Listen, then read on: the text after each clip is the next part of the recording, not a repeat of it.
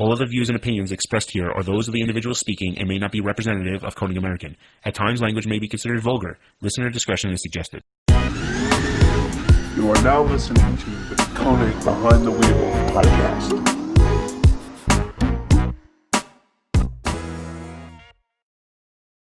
What's going on? I'm Scott from KONIG, and welcome back to another episode of Wheel Wednesday.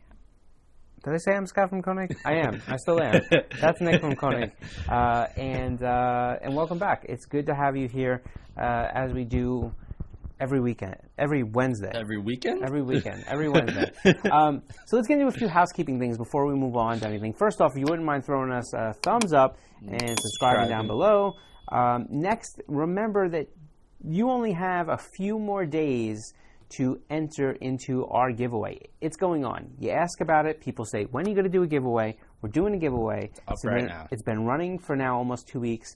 July 17, 2020, just in case you're watching from the future, at 11:59 p.m. PST, Pacific Standard Time, the giveaway will be done. Yes.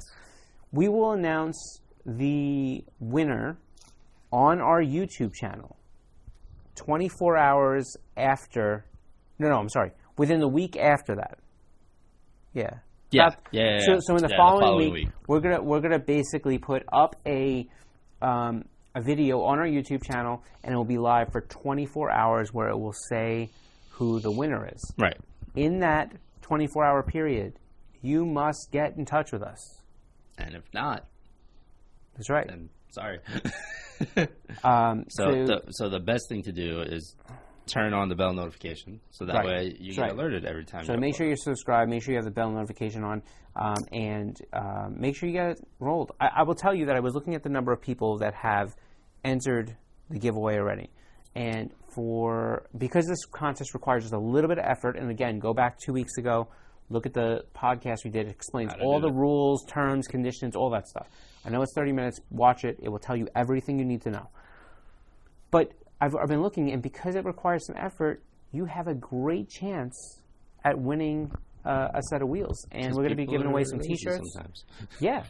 So spend the effort. I mean, think about how long it would take you to save up money to buy a set of wheels. Right. Take a little bit of that effort, put it into researching just a touch, answer the questions, do what the podcast says, and you could be chosen to win a set of wheels.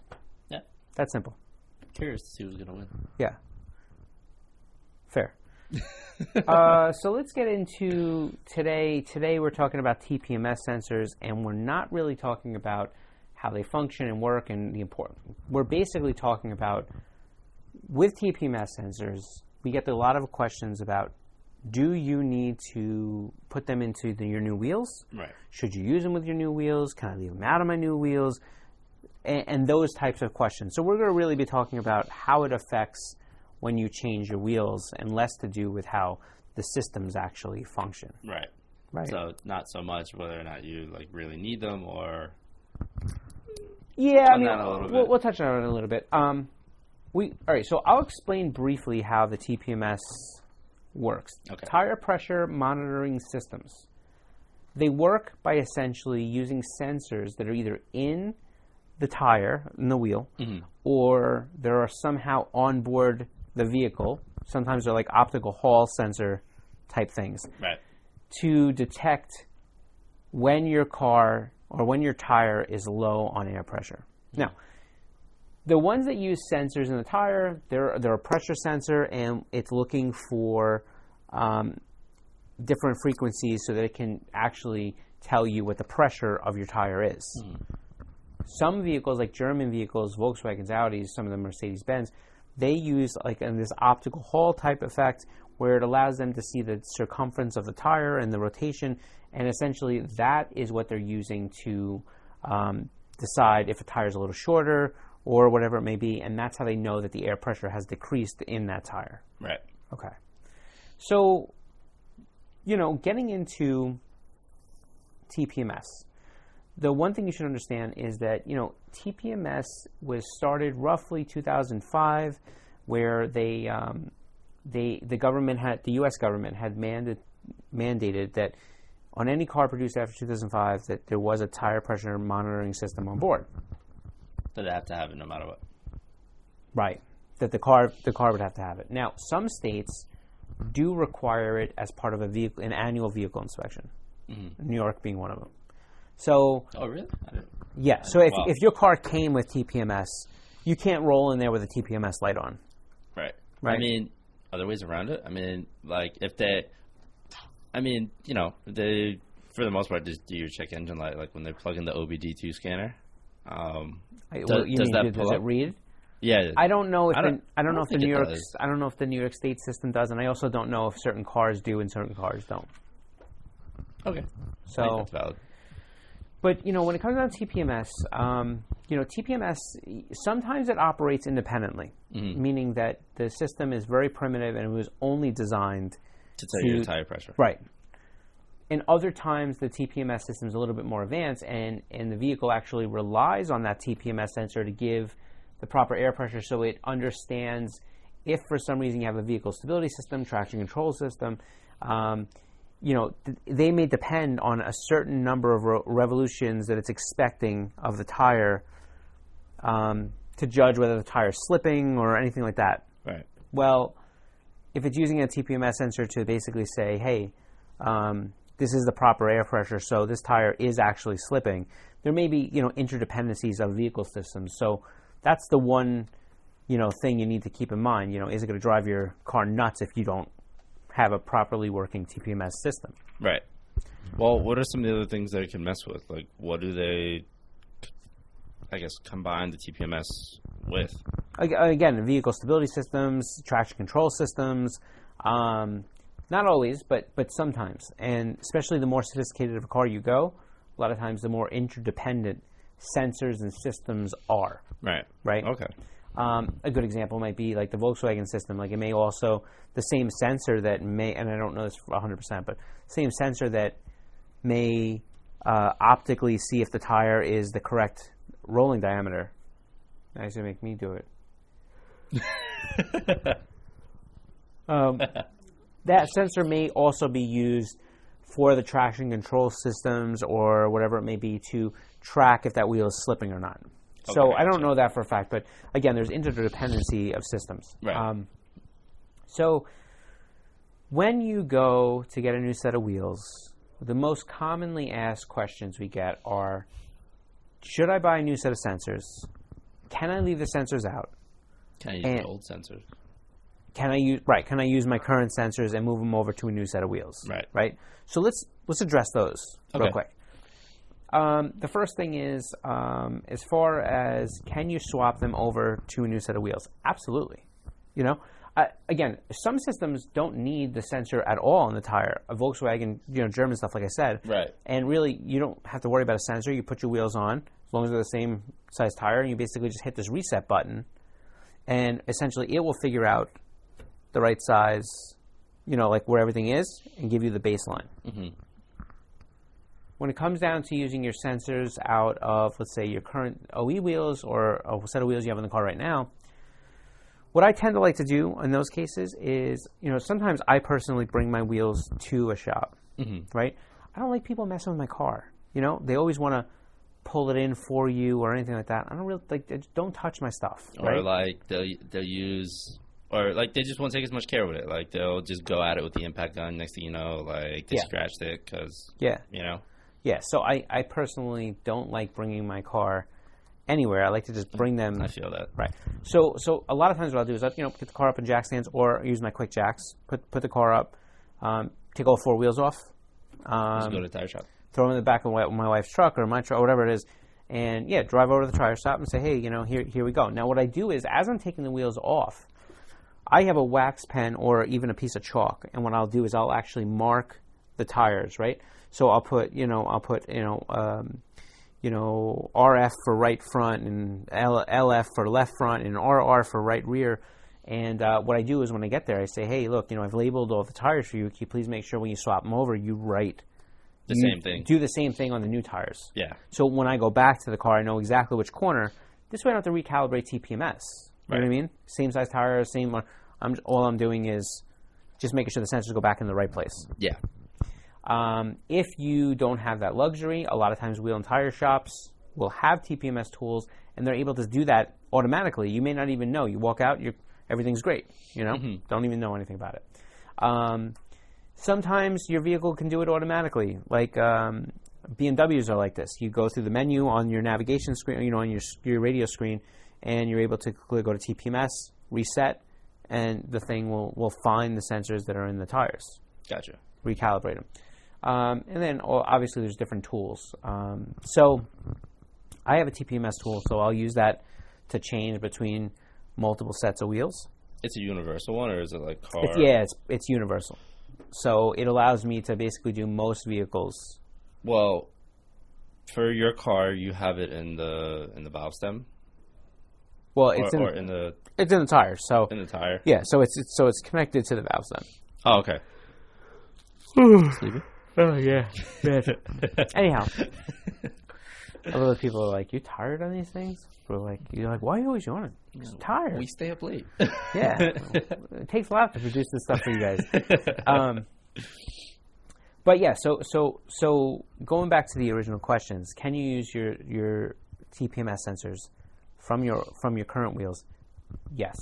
Can you buy another set of wheels another set of sensors for new wheels? Yes. Like, I know for me, like the extra set I bought it came to about a little over $100. It was like $25, $28 a sensor. Mm-hmm. I keep my secondary set of wheels. When I put the new wheels on the car, all I have to do is run around with a tool, bing, bing, bing, bing, bing, go into the school, hook up to the OBD2 sensor, hit relearn, and you're done. And right, and the new sensors are in. Take my tool out, throw it on the thing, and then it registered. Nice. So for your car, you plug it into the OBD scanner for it to read the new codes. So what I do is I basically take this one tool and you go around to the tool and you basically just push it against the valve stem and push the button. And what it does is it's recording the corners. So it will say start at front left, and you do that, push the button, and it finds the sensor, records the information, and what happens is now once it has all four, you basically just hit lock, and then you go over to the car, you plug in, and it will say, are you connected to the vehicle? Yes. Which vehicle is it? You go in, you put Nissan 350Z, it may say track package, and then it will say, have you scanned all tires? Mm-hmm. Yes. Is the value stored? Yes. Program these to ECU. Yes. You wait for the thing to go, and then it comes back and it says you are complete. And that's the end of it. Yeah, I've never had to deal with that. I've never had a car. Yeah. Newer than 05 or newer. Right. So. Well, that would negate a lot of that stuff. Yeah, completely. I have to manually check every time. Make sure my tire pressure is good. Right. Yeah. Now let's go on to the question of, do I have to run them? Well, I guess you don't. They won't stop your vehicle from working. I would verify, especially if your car is a little bit more modern or is a little bit more elaborate, like a higher end vehicle, that you find out ahead of time if those TPMS sensors or systems, are they integrated into other systems, like vehicle stability systems, traction control systems, or anything that could potentially affect your vehicle otherwise. Mm-hmm. But if it's not, and it's just a primitive TPMS sensor, TPMS system, look, it's really on you. I mean, remember that the reason those TPMS systems were mandated was they did a few things. The first thing is they made sure that you did not have a situation where you had these catastrophic blowouts and were on the side of the road. So they're trying to keep you safe in that method. The next reason is that, again, some of these systems are interdependent, and they want to make sure that everything continues to maintain correctly so you don't have any handling or steering issues or anything like that. So TPMS sensors, again, are a safety system. Some states require them. It's illegal to dismantle them. So you can't take a safety system apart or disable it when it's already been put into your car factory. Yeah. Look at local legislations. Look at NHTSA. Look at all these different things. Make sure you know what you're doing. I imagine so. But is it as serious as like when you put like an aftermarket steering wheel in your car and get rid of the airbag? I would imagine it would be. Any safety system disabled is same thing. Maybe safety-wise, it's not nearly on the scale. I don't know how you rate them. No, I meant as far as like, how they view it. Mm-hmm. I don't know. I mean, it's a good question, I guess, in that sense. I think every state's going to be a little different cop situation. But what I will say is this, is that when it comes down, like the only time I don't use sensors, I have 2 sets of wheels that I randomly bounce between, and I also have a set of wheels and tires that I would use if I'm going to the track or really beating the car up or anything like that. Mm-hmm. And I don't put sensors in those tires. But the reason is because usually it means I don't go to the track that often anymore, but it usually would mean that I'm going to the track or I'm at the track. Well, I'm messing with tire pressures. I'm doing all these different things. They may not be exactly at the threshold that they want for TPMS. So it doesn't really affect anything for me. And it's a closed course, closed track, right? So that's a situation where I don't use them. I'm sure you'll have plenty of people to comment about, well, I didn't run them or I did run them. And we do a lot of, we do a lot of wheel tests. Mm-hmm. And sometimes we'll mount up a set of wheels and tires, and I don't bother putting TPMS sensors in it because I'm not going to keep those wheels and tires. Yeah. Throw them on the car, go for a little ride. The light does come back on, but then, shortly after that, put the other wheels back on. And then, as soon as I roll down the street for a minute or a second, a minute, the light goes off. It, yeah. So let's see. I think it's really just a matter of if your vehicle came with it, I think if you have no opposition to it, do it. A lot of times, you could swap your sensors over from your OE wheels, Right. You mark them, the whole thing. A lot of times what a guy will do is, especially if you have them in your OE wheels and you want to move them over to an aftermarket set, mm-hmm. a lot of times what you do is bring your wheels, and what they'll do is they'll break the bead like 180 degrees away from the valve so they don't break the valve. Yeah. Then they'll just use a tire iron to give themselves some room. Then they'll carefully take the valve out, throw a rubber valve stem in, pull it through so they can inflate your old tire and give them back to you. And then they'll put those sensors into your new wheels. Occasionally, sensors get broken during dismounting. It's just a casualty of war. But for the most part, they can be flipped back into your new set of wheels. Make sure you mark your wheels, as we said, because it can be a pain in the butt trying to recalibrate. Trying to figure out which wheel was where. Yeah. So that's kind of the skinny. I think that, TPMS sometimes is a really big lifesaver. I mean, remember, the primary function of TPMS is to make sure that your tire pressures are good and you don't have blowouts. People don't understand. The majority of blowouts come from a tire getting overheated. And the air pressure that's inside the tire actually helps keep the tire cool. Mm-hmm. So, if you're running at, if you get a nail in the tire and you slowly are losing air, that tire, as you use it and drive on the highway, is getting hotter and hotter and hotter. And eventually that will lead to a catastrophic blowout. The tire just can't take it anymore and blows out. Yeah. But let's say, you're at 30-something pounds and you start losing air and your TPMS light comes on, you pull over and you catch it. You could save yourself a blowout. You could save yourself money on a tire. Mm-hmm. It's money on having somebody change the tire, like the whole thing. So I think TPMS is a system that's worth it. And if you're going to buy another set of sensors because you're going to swap back and forth between 2 sets of wheels, mm-hmm. I don't think it's money that's going to be lost, right? Like me, even when I go on trips and stuff, every one of my cars I have a plug kit and a little BS compressor, mm-hmm. and so. It's happened to me before. Taking a trip, we get the TPMS light, I pull off an exit, I look, oh crap, one of the tires got a nail in it. So I get into the car, I have these set of dikes, the ones that they use to pinch stainless steel hose clamps and tighten them up. Mm-hmm. And I just use a set of those and I pull the nail out, and it's a little bit difficult, but sometimes between the area of the bumper and the ground, you can get in there and work it in and out and get a plug in, and I've had it happen before, and it saves me. It takes 25 minutes on the side of the road while you're jerking around with. 25 minutes on the side of the road isn't as bad as if your tire blows out. And it costs me nothing. You can get these plug kits so cheap. I think I paid $2 for mine. or something like that. Harbor Freight. I end up buying. What I do is, I think I have a Harbor that's where I Freight got one. mine from. Yeah, I have a good one at home. I have a good set at home, but in my toolbox. But in each one of the cars, I have a brand new Harbor Freight plug kit in each one of the glove compartments. Right.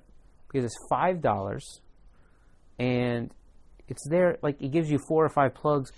Well, you just need to use it that one time when you need it. Yeah. So, so I think it's a cool thing. It's I guess, pro tip. Yeah, I actually, I don't remember what it was. I think it was our top 10 tools video, which you should go watch, by the way. It's on our channel. Go over to our YouTube channel.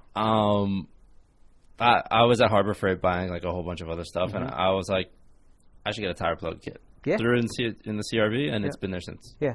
And again, for that $5, you will love yourself. I'm not even joking. You will pat yourself on the back like so many times, the time that you actually need it, and you're like, it's right there. And you're just able to take care of it and be done with it. Mm-hmm. Really, I mean, you don't understand how.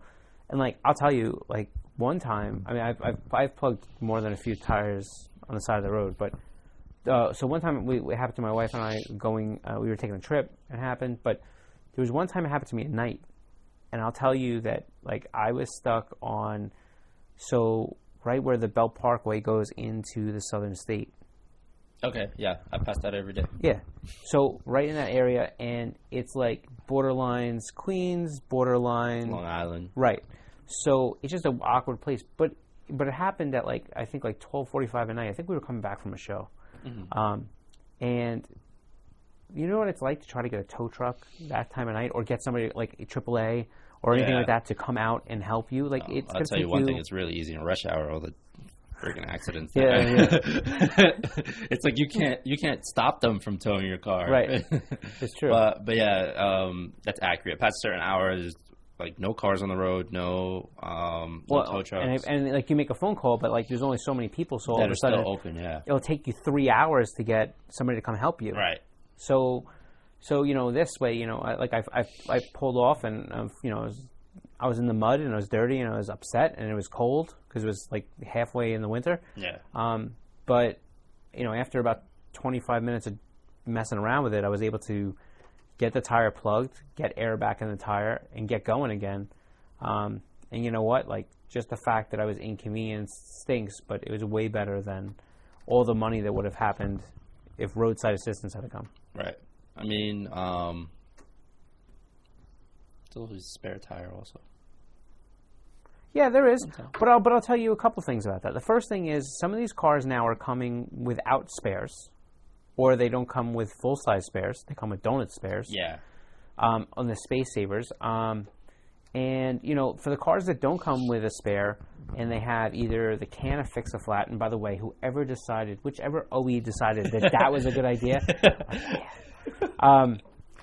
they have a can of like Fix-A-Flat that they actually put in as like, oh, well, this is what you use. But the next thing is, a lot of them are run flats. But if you buy a car secondhand that was a run flat car that didn't come with a spare, don't be surprised if the tires that are on your car now are not run flats. Yeah. Like that's like people you got to make sure that they were replaced with that, because people will just put whatever tires on it. And it happens, especially it's like the same size, right? Especially for some lease turn-ins, or if you buy a few-year-old BMW or anything like that. The original owner goes to replace the tires, and it's like, oh, well, it's going to be like however much money, $1,500 to put the run flats on, or we can get you these tires for like $800. You know what I'm talking about for the set, and it's like, oh, well, what's the difference in the tire? Nothing in the tire. It's just that you don't have a spare. And I don't care. Screw it. Right.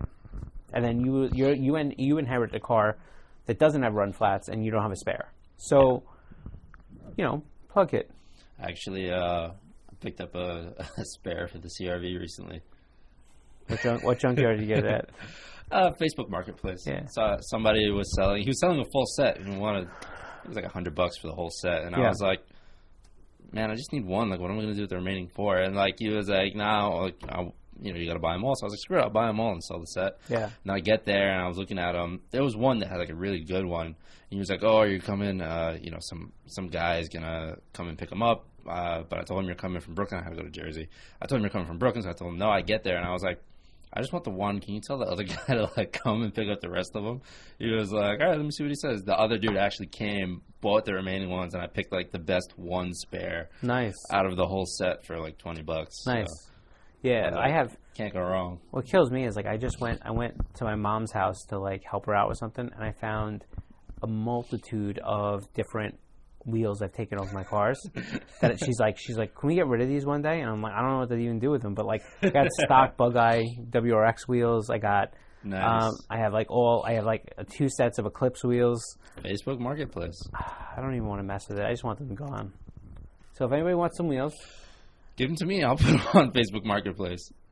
You come get them. You can take them. I'm telling you right now. You come get them. You're yours. Stick them in the back of the CRV and put them on Facebook Marketplace. No problem. Going to happen. You can take it. Do it. Cool. So there's that. And also, if anybody needs a TPMS tool, I think I have one. That I don't need. My car's a 98. Right. But I would say, look, TPMS sensors, especially like, and even on track, some of the guys now with the sophisticated race cars, Indy cars, F1 cars, stuff like that. Got all those fancy. They have different things because they're looking to make sure that they have proper air pressures. Right. They're really important, Yeah. So, listen, I guess the summary of this whole thing is if you have a TPMS sensor in your car, keep them. Know your time and place, know what it does, do a little research for your own particular vehicle, but it certainly is a useful thing, especially if you're daily driving your car, and it could save you a lot of headache. Right. Yeah? Yeah. I guess that's pretty much it. So recapping, don't forget that the giveaway ends in just a couple of days. Make sure you go get subscribed up. Again, subscribe to the channel here because not only do we come out with these awesome conversations and we have interviews and some automotive news and wheel tech stuff, but we're going to randomly do giveaways like this again. The one other thing that you should understand is that clicking that notification bell and subscribing is going to be a key to how you're going to know if you won. Yeah. Because how we're going to tell the winners is we're going to put in about the week or so following the giveaway ending, we're going to put up a video for 24 hours that says who's the winner is. Yes. And tell you how to contact us. And you will have to contact us and prove you are who you are. Yeah, so make sure you're subscribed. Make sure you have the bell notification so that way you get notified when we upload videos. If you don't reply back in 24 hours, it's over. Yep. You get nothing. Lost a chance. That's right. We're going to delete the old video and put a new one. We're going to delete the old video, and we're going to put up. Even know. We're going to put up the new video that says the winner is. That means you have now lost your turn if we don't hear from you. Yeah. So you're only going to know you're going to have 24 hours, a limited amount of time. You better be subscribed, and you better have that notification bell. That's how it works. Make sure you get it done. And so many people talk about wheel giveaways. When are you going to do one? Now we're doing one. And I'm telling you right now, you have a great chance